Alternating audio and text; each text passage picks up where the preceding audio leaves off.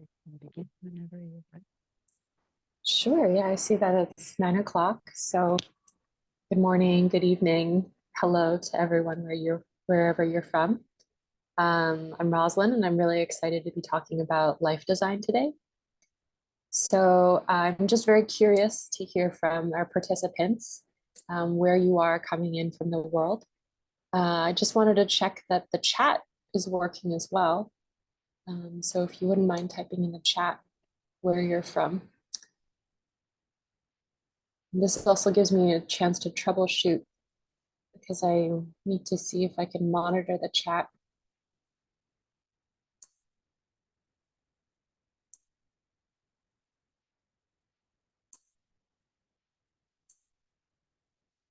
Joining from Phuket, from China, thank you.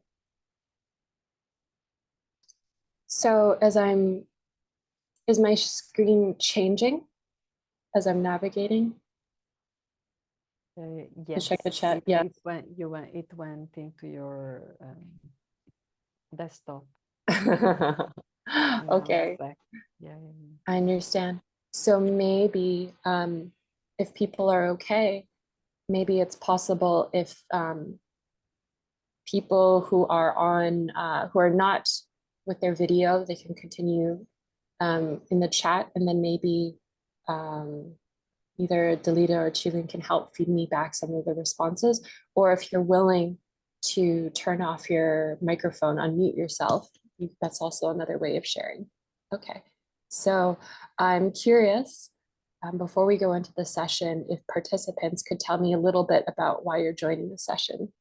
So one person who's unfamiliar to me is Nikki. So I'm wondering if I could invite you to share. I'm meeting you for the first time. Hi, Rosalind. It's really nice to meet you. Yeah, I'm typing right now, so I would just say it. I am practicing coaching hours right now. I had attended the coaching program in 2021. Back then, I was a full-time mom, and it's kind of like a transition from all about the supporting the family into my own journey of restart. So that's when I met the life coach, and I thought it quite fit for me.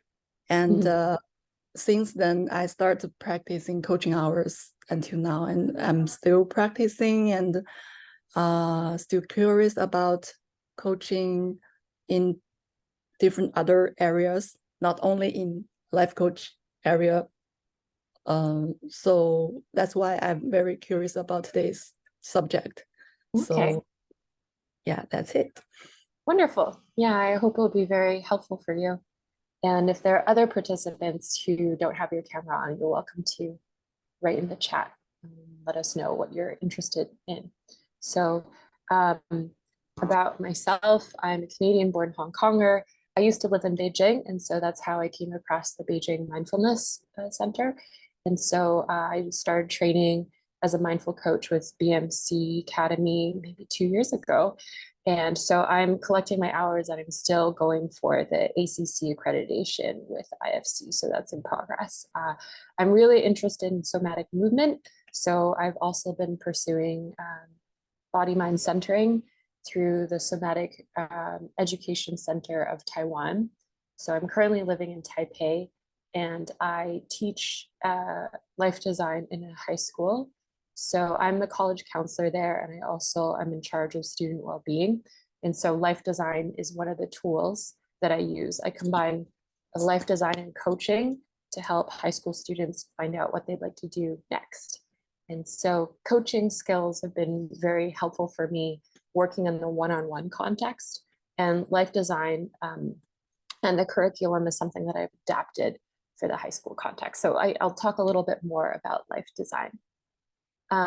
Just to let you know, we have an ambitious agenda, and we also will have time for Q&A at the end. So we've gone over introductions. I'll offer a basic explanation into design thinking, life design.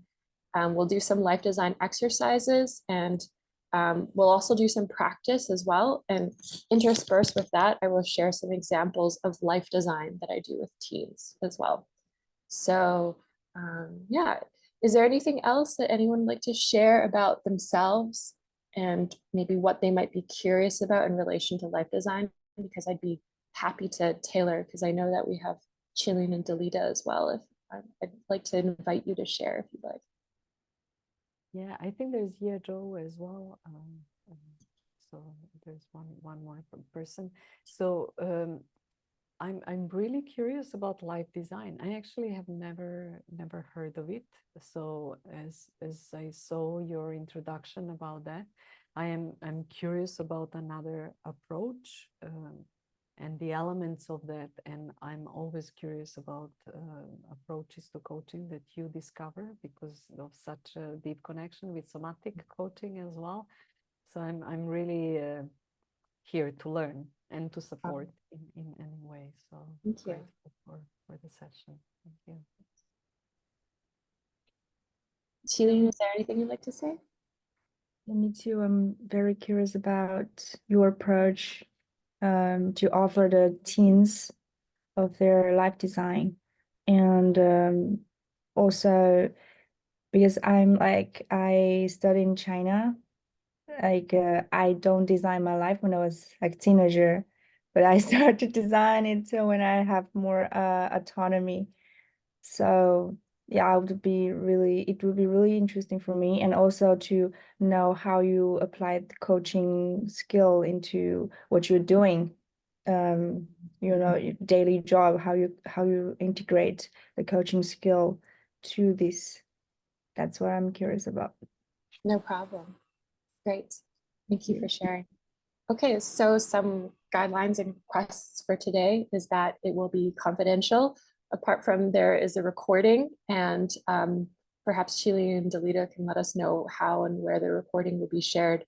There will be active participation. So thank you so much for introducing yourselves, because I'm hoping that this space will also give you the felt sense of coaching as well. Apart from sharing, I'd like to practice some exercises so you can experience yourself what a life design practice might look like. And then as always, we like this to be a supportive and judgment-free space. Is there anything else that that you'd like to request for that space, and anything else that you'd like to say?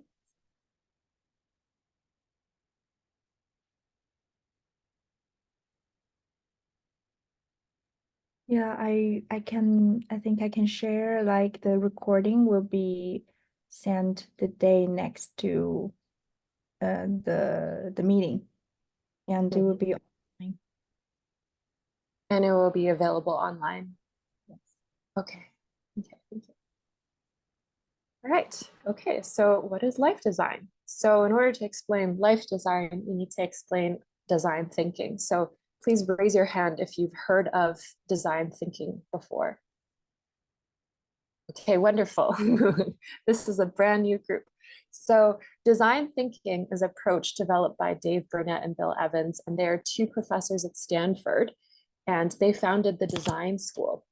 And design thinking is an approach that helps engineers or businesses or any organizations really to design products to be able to help the users. And so IBM, for example, and Apple have used design thinking as an approach to better understand their users and to design products that better fit those people.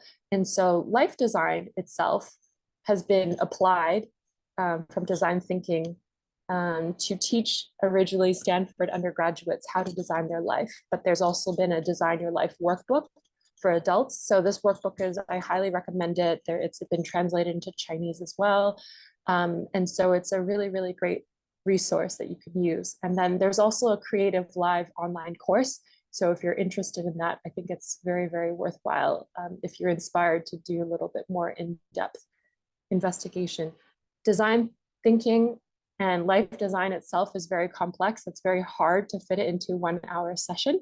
But just a basic introduction into the design thinking approach is first you need to empathize with your users, understand what are their needs, because you're not just designing products out of thin air. You're trying to understand what are their needs and then refine your approach to define exactly what it is you're trying to design.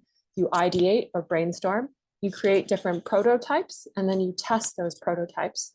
So in life design, there's an actual step, which is accept. So first you need to understand where you are. You need to accept what are the problems that you can solve and what are the problems that you can't. So when we talk about problems in the life design approach, we talk about problems in the sense that a mathematician will approach a math problem. But if something is unsolvable, it's too big, then we might need to accept that it's not necessarily a problem that we'll emphasize. So that's one difference between, that's one addition of life design to the design thinking framework.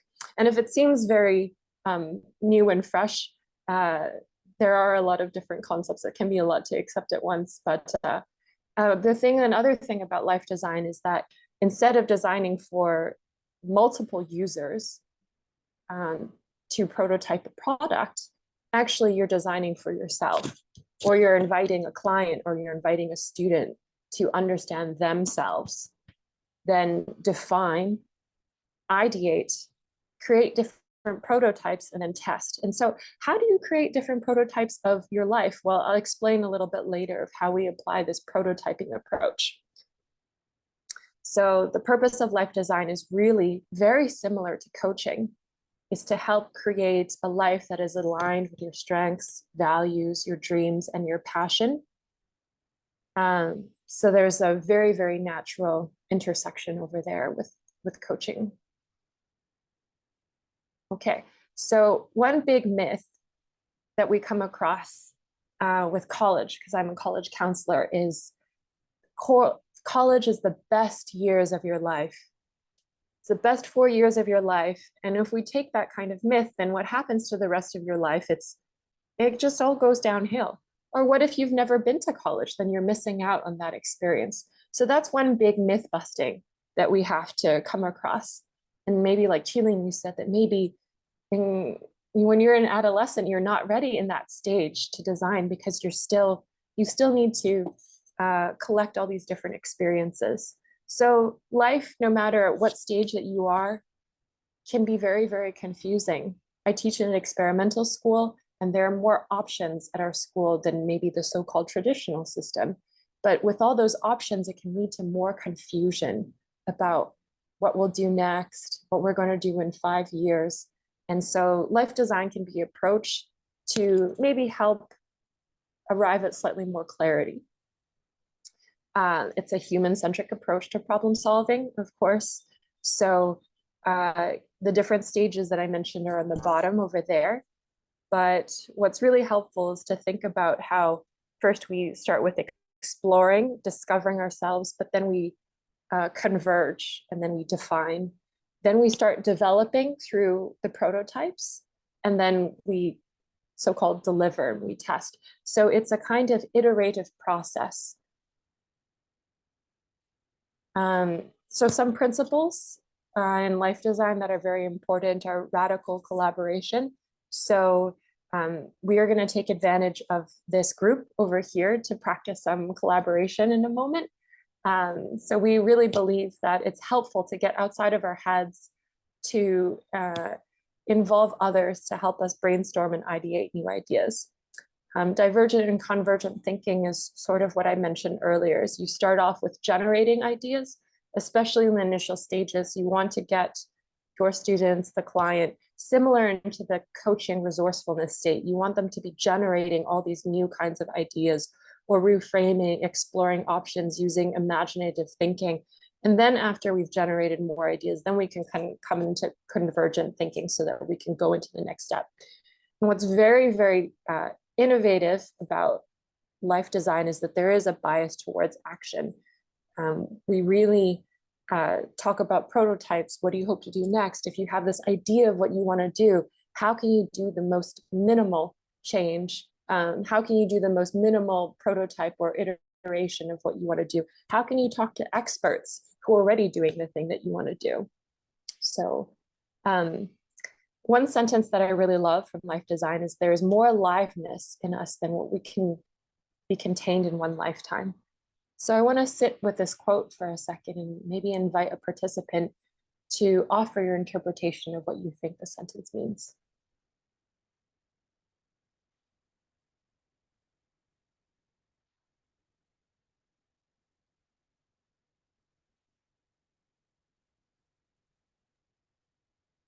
Maybe I can share a thought that came up. Yes. I think what this evokes in me is this expectation. I want aliveness from life, and there's a bit of maybe future focus that it's coming, but actually that resourcefulness is right here. It's available right now. So that is in a way how I'm reading it. Thank you.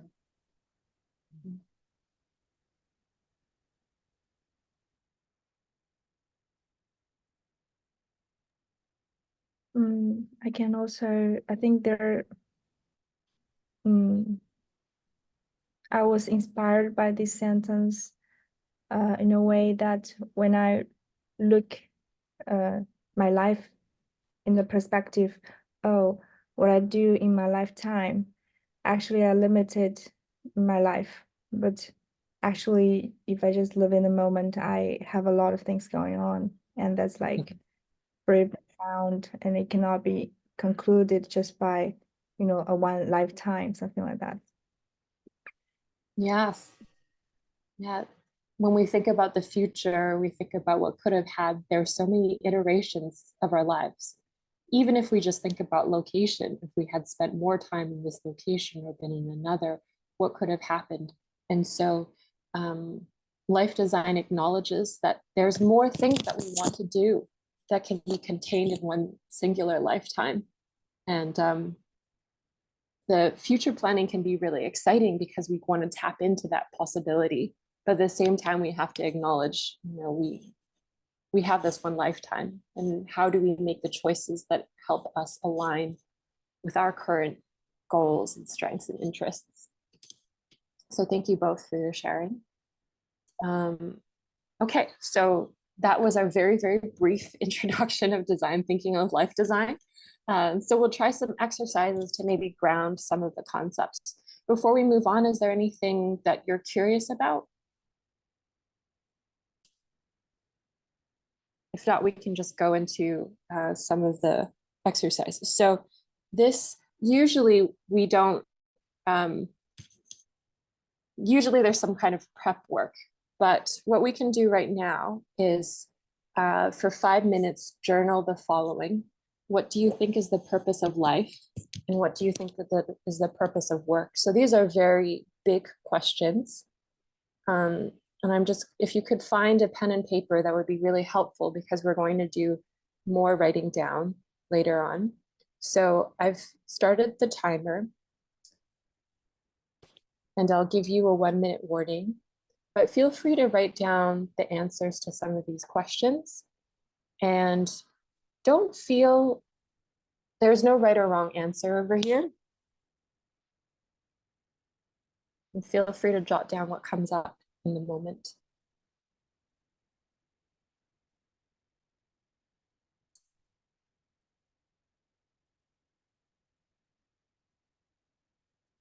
Let's see if I can put on some thinking music.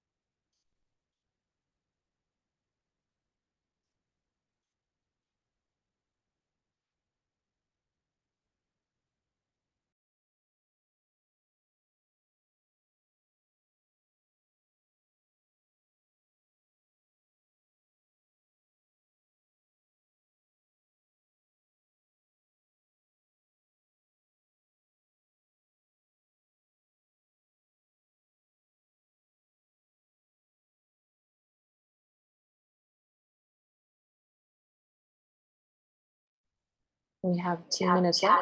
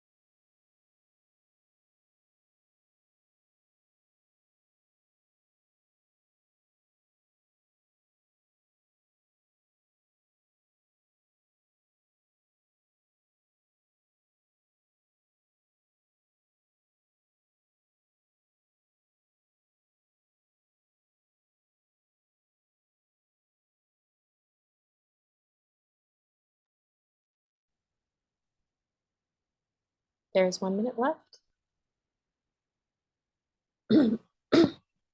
So you might take this opportunity to just wrap up the last thought that you writing down.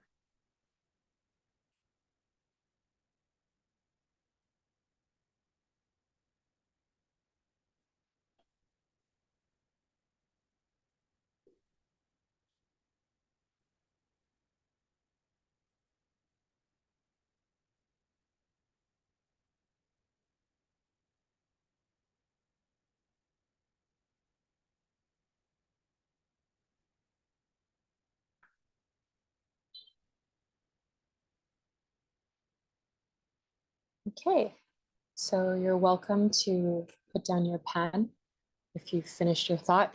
And so for the participants who are joining us online, if you're willing to, feel free to jot down some notes in the chat. I now have the ability to see the chat. And I'd like to invite anyone to maybe share a few notes about what you wrote down.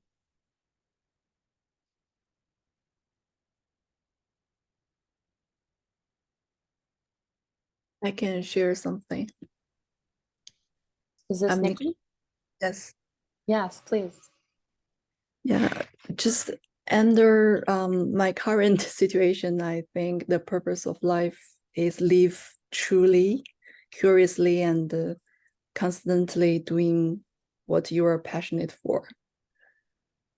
And the purpose of work, I think it's about connecting with each other and infuse each other's energy and wisdom, just to give oneself to the outside, just at the right time. That's Thank you. Thank you so much for sharing. That's really beautiful. Living truly for yourself as the purpose of life, but also connecting with others is the purpose of work. And like how there's the external facing component of that. Yeah. And yeah, Joe, you're welcome to share if you like, any way that's possible. Otherwise, can we invite another participant to share?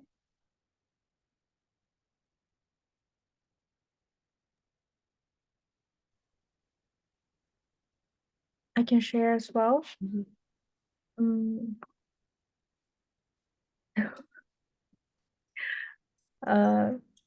My purpose of life is to experiencing all the moment, like fun, sad, angriness, serene, experience all of this, and to actualize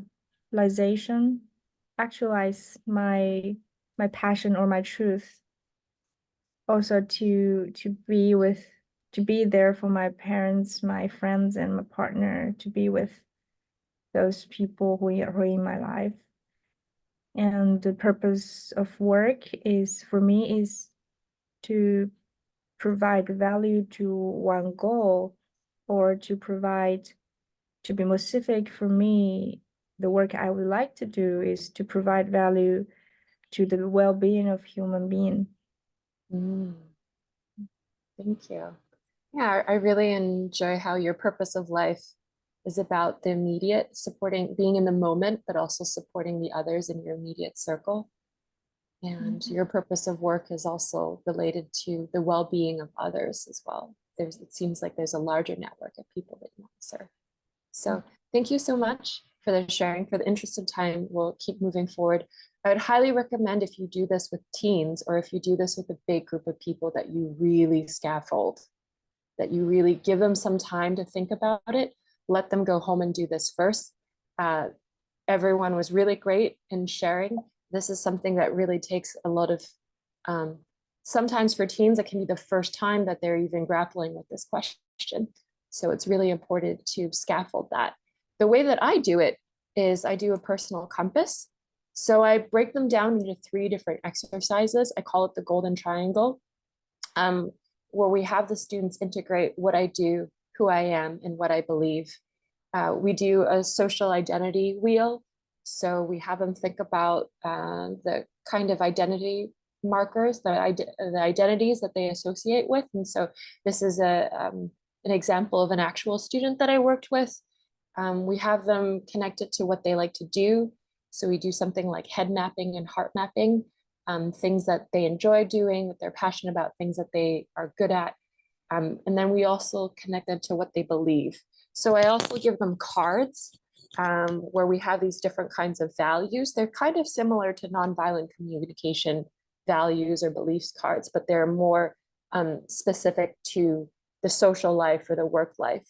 And so I have them write down or choose a couple of values that they think are the most important to them, and then write down why they chose them. So when working with teens, I find it's very helpful to start with limits, choices amongst 5, which one is the most important to you and why. It's much easier for them than doing the exercise that we just did, which was just completely free writing. But you might try a combination of both, just to allow for more expression. So that student, after sitting down with her, the assignment was to actually connect those 3. So we had those 3 distinct exercises. And so what she came up with is, she's a teenager. She really associates herself as a family member, a member of her immediate community. And she's really passionate about fashion. And then she believes that she can use this in order to have her own business and eventually have more independence and autonomy. So I thought she did a really great job of putting together this visualizer and kind of connecting her life view in that way. Yeah, head mapping and heart mapping is another very good exercise to do with students or even just clients as well. So here we invite people to write down what they like to do and invite them to think about what are things that they're good at, maybe what other people ask them to do, and then look for the intersection in between. And those could be really resourceful. That the intersection of that Venn diagram can be a very resourceful place to think about career mapping, things moving forward. Okay, so we just did a little bit of empathizing activity. So the life mapping, and then the work view and the life view is related to empathizing. So now we're going to define things a little bit more. Excuse me. So here's where we get really juicy and really yummy. So with this exercise, write down at least 2 areas in your life that you want to work on and phrase them as a how question. This can be big, it can be small.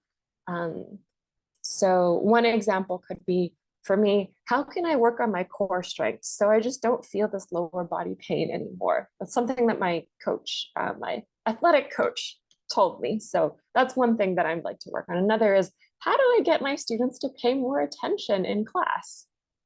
So I'll just start the timer right now, and feel free to jot down a few problems, at least 2, that you'd like to work on, phrased as a how question.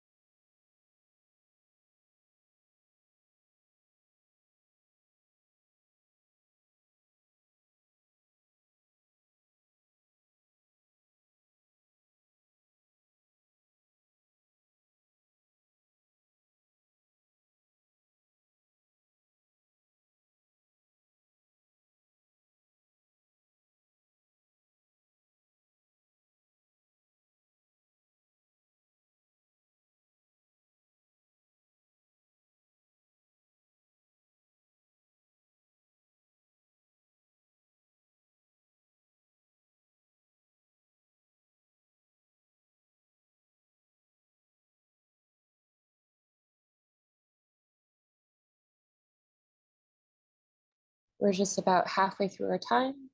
Oh, 1 minute left.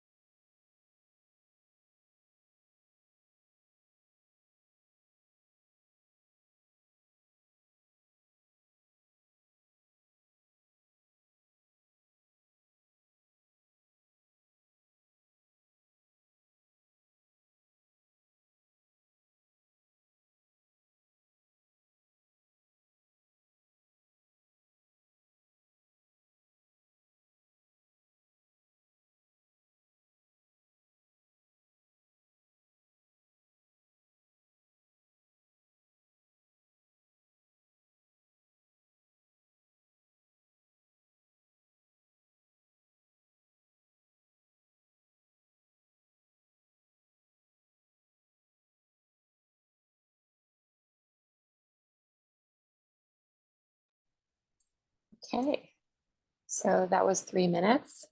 You can finish your thought, and you're welcome to share one life problem phrased as a how question. Could we have 2 sharings, please? And my chat is now working. Delita, I just saw your response. It's a very philosophical life view and work view. Thank you. Are you comfortable with sharing one life problem? Yeah, well, I very quickly, maybe both because they're intertwined, so I can't separate them. If I feel if I bring one, the other one just stays unattended. So one is, how can I include others more in my vision and purpose, mainly basically with work? And the other one is, how can I maintain focus on my physical health as I immerse myself in work, vision, and purpose? Thank you very much. Can we invite another sharing? I can see there's I said, Nikki, how can I work on my willingness so I can keep up my program? Thank you. Willingness seems like a kind of key word for there. So we're going to move on to reframing. And so here in the reframing exercise, look at your original question. How can you add specificity or reframe to emphasize the heart of the matter? So an example of how can I work on my core strength so I don't feel my lower body pain? Actually, I think the real issue is I know how to work on my core strength, but I think the heart of my specific situation is really how I can motivate myself to do the exercises more consistently. When it comes to getting my students to pay attention in class, if I really reflect on the heart of the matter, it's really about me designing activities that can engage my students in class. So if you'd like to right now, we have 3 minutes to think about the core of your idea. So maybe with Nikki, that willingness is maybe an area that we can expand on further. And then maybe with Delita, including others. And maybe in your vision, maybe there's something over there, maybe some detail related to your physical health that we could expand on. So again, 3 more minutes to reframe your original question.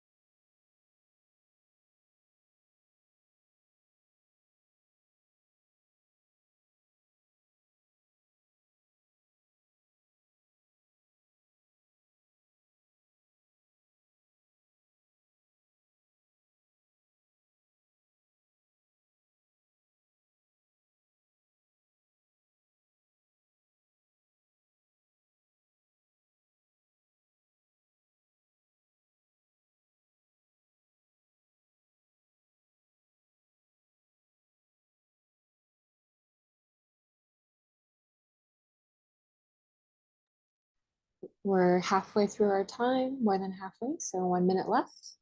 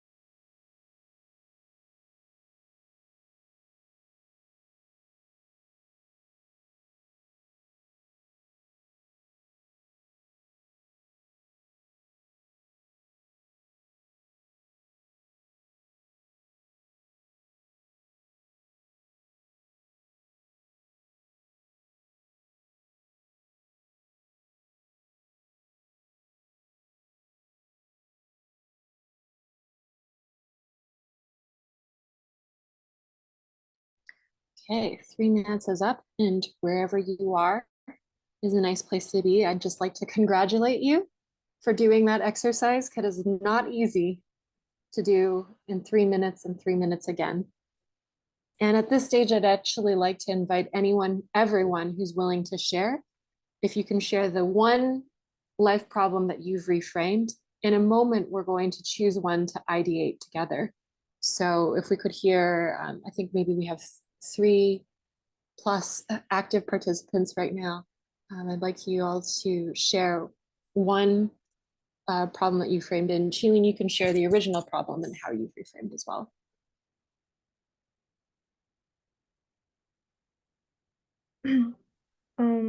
So my original problem was kind of like I had a product, and my question is, how can I reach out to more people with this product? But when I reframe it, the the question becomes, how can I make a video or like a prompt to reach out to people that's already helping them? How can I make a video? That's already helping people. How can I make a video that is already helping people? Interesting. What do you mean by already helping people? Because my original problem is that I kind of promote my project. So I'm making this poster to reach out to people, to get to them. But when I really reframe it, I'm not just to sell my product, to make a poster to sell my product, but just to already put my work and my value in this poster or in this video. I'm more focused on this part. Thank you. I understand. If I understand correctly, it's more about the process of producing the video rather than worrying more about the outreach. Okay, wonderful. Thank you so much. Okay, Nikki or Delita? I see Nikki says, how can I deal with the thinking of it's too time consuming or it's too much brain work? And then Delita says, how to expand my leadership skills. Okay. So if I'm looking at Nikki's question, it's maybe the thinking, or it's too time consuming, or it's too much brain work is maybe the obstacle in the willingness to keep up with the program. If I'm adding my own interpretation, and then Delita is about leadership skills to reach out to more people. Okay, so if and how to delegate more. So let's say let's say overthinking. How do I deal with overthinking is number 1. Number 2 is how to expand leadership skills. And then number 3 is how to create a video. And then maybe, Chilin, can I ask a little bit more about the context of the video? Sure. So originally it's more like letting people know about what is mindful coach and invite them. Okay, it's about how to focus on producing a video, introducing what is a mindful coach. Okay, so just to reiterate those three things, number one is how to deal with overthinking, too much brain work when it comes to a product. Number two is how to expand leadership to reach more people. And number three is about a mindfulness, how to focus on a mindfulness video. So if you could write in the chat right now which problem you'd like to ideate on. You can vote on your own if you want to, that's completely okay, but we'll see if we can have a consensus. And then we're gonna, yeah, so if you could vote on 1, 2, or 3. Video, okay. Thank you for voting, Delita.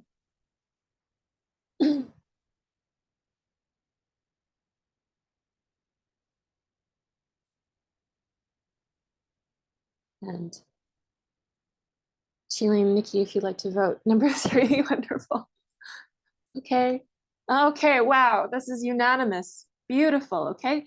So this is a very great problem. So now we're going to, oh, excuse me.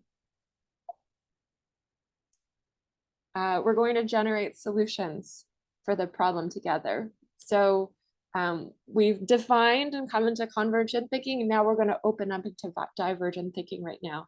And so in the next 3 minutes, I'd like you to just pop into the chat any idea that you can think of about how to make a mindfulness video about that introduces mindful coaching. So at this stage, every idea is a brilliant idea. If I had my speakers working, I'd be playing some very upbeat, very music right now. So beautiful, thank you. All kinds of ideas. Every idea is a beautiful idea. Let's put those in the chat.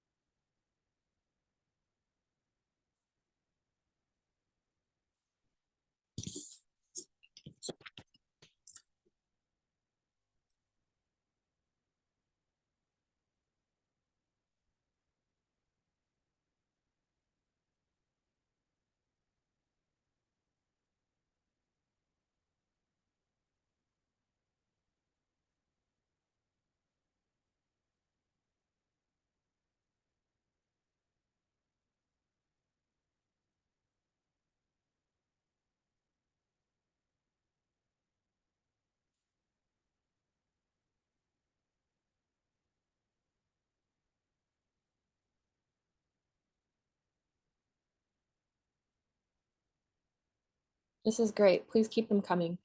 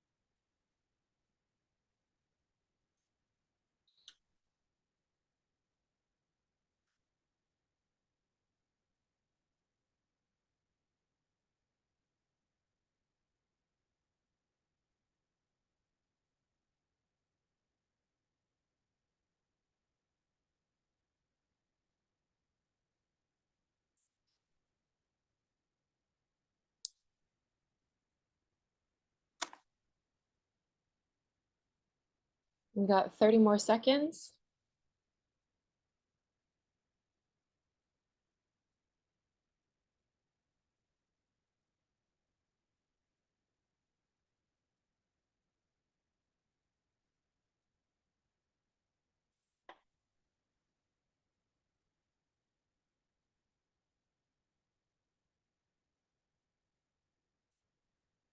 All right, wonderful.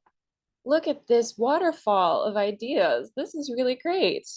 Okay, and clear persona, wonderful. Okay, and then now what we're going to do is in the next 30 seconds, we're going to review all the ideas and then place an emoji next to the ideas that you like the most. So you have 3 emojis, use them wisely.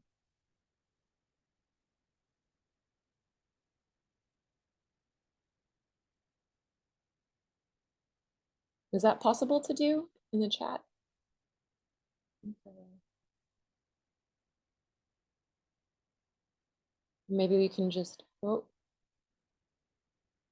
or maybe you can just quote the text or reply the text if you like it.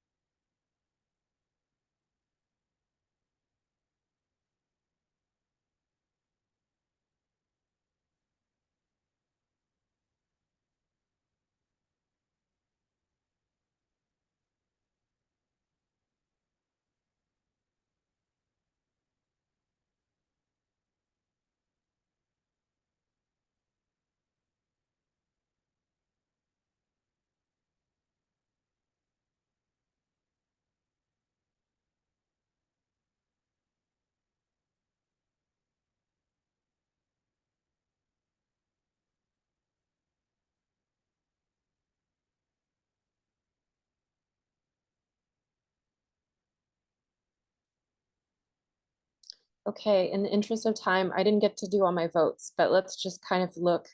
Mindful life examples, great projects. Those are a couple of replies over there. Mindful eating seemed to come out a lot. Nature has come up a lot. And I've also seen interviews as something that came up a lot. Okay. Yeah, I'd like to turn things back to Qiling as well. Now just kind of reviewing the brainstorm, the ideation, and some of the votes. Is there anything here that's providing you inspiration for you?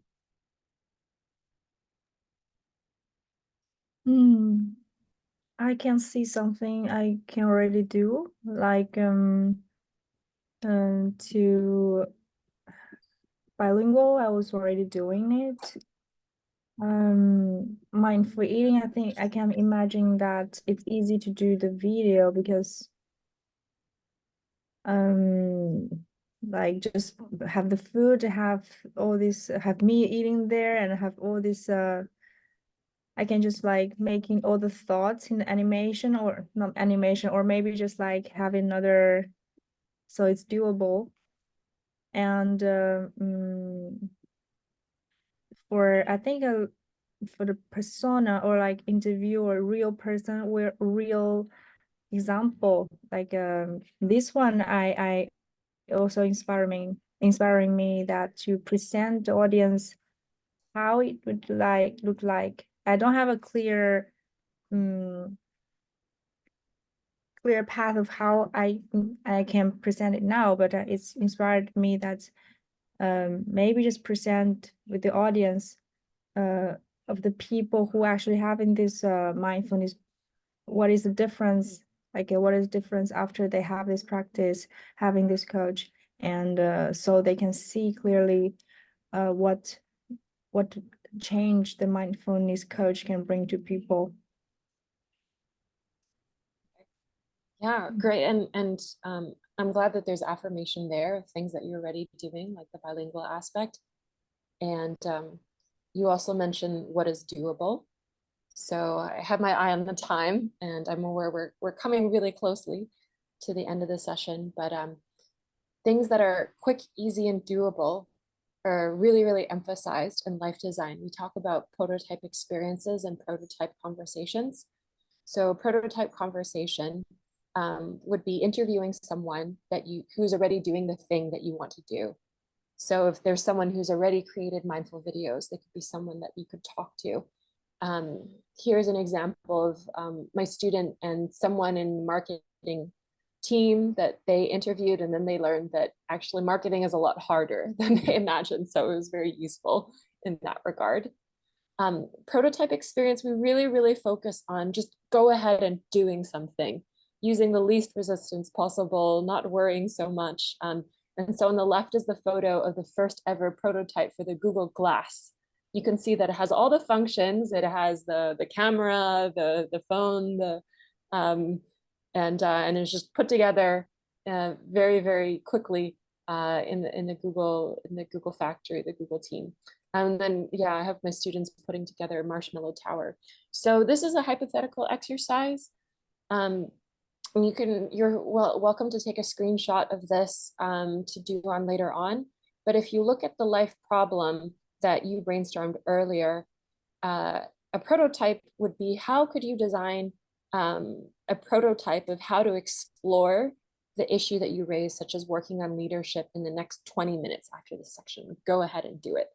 So if my issue was how to design activities that are more engaging for the class, I might spend the next 20 minutes actually designing an activity, or just going up online or doing something. Or if Shilin, one of the things were about looking at what other people are doing, that could be something that you could do in the next 20 minutes. And so that's something that I actually do in class. So here's more text. In order to scaffold that, I ask students about the theme of what they want to explore, why they want to achieve it, what are they actually going to do in the next 20 minutes, and how are they going to keep themselves accountable? So it's kind of like SMART goals. How do you know that your goal is achieved? There must be a specific number or measurement. So an example of this is a student who is interested in being a counselor. And so they had a bunch of questions like this, but they just wanted to know if they could have their own clinic, if they could keep the business stable. So what they did is they actually interviewed 3 of their classmates about some of their worries, and then saw if they could actually offer some solutions for that. And so they actually spent, we gave them 30 minutes in class in order to do that. And then we also had a student who was interested in marketing. And so she spent the time in class looking at advertisements, and then also asking her classmates what kind of ads they were really interested in. So those are examples of things that you can do.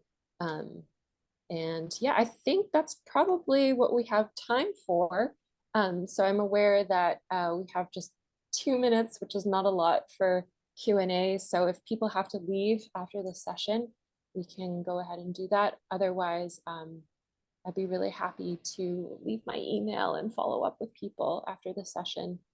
Before we went to go into Q&A, I just wanted to thank everyone for your presence and for your vulnerability and your willingness to share some of the problems, and also for generating solutions for Chilean's problem as well. And also wanted to thank the whole BMC community, because it's just very valuable for us to be able to share these resources with one another.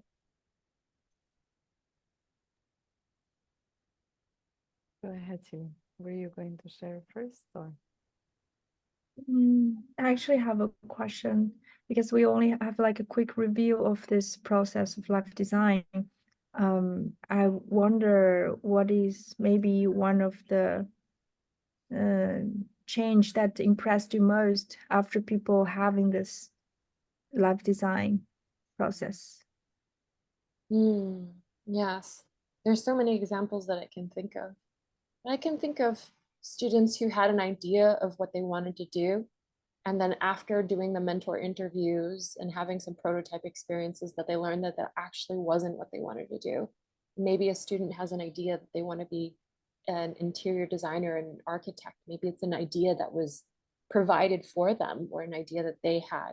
And then they realized it wasn't what they wanted to do. And then because I am able to work with students over a long period of time, I can see that now the student is studying design. They've been admitted to university in Australia, and they have, sometimes they also know that they just don't need to choose so quickly early on.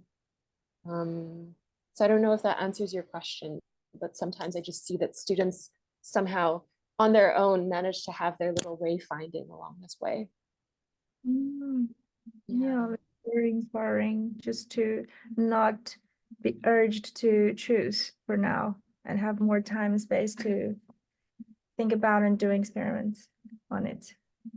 Yeah, I think high school students have that luxury, and unfortunately they have to choose the subject that they need to study in university in many cases, but if they can leave that option open and explore more, then that's something that's really wonderful. Thank you.